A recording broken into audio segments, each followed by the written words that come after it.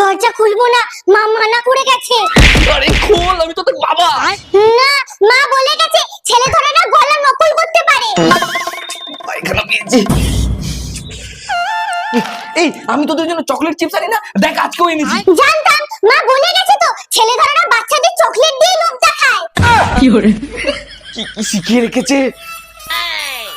এই তোর কাছে ফোন আছে না, ফোন কর। বাবার নাম্বার বলো।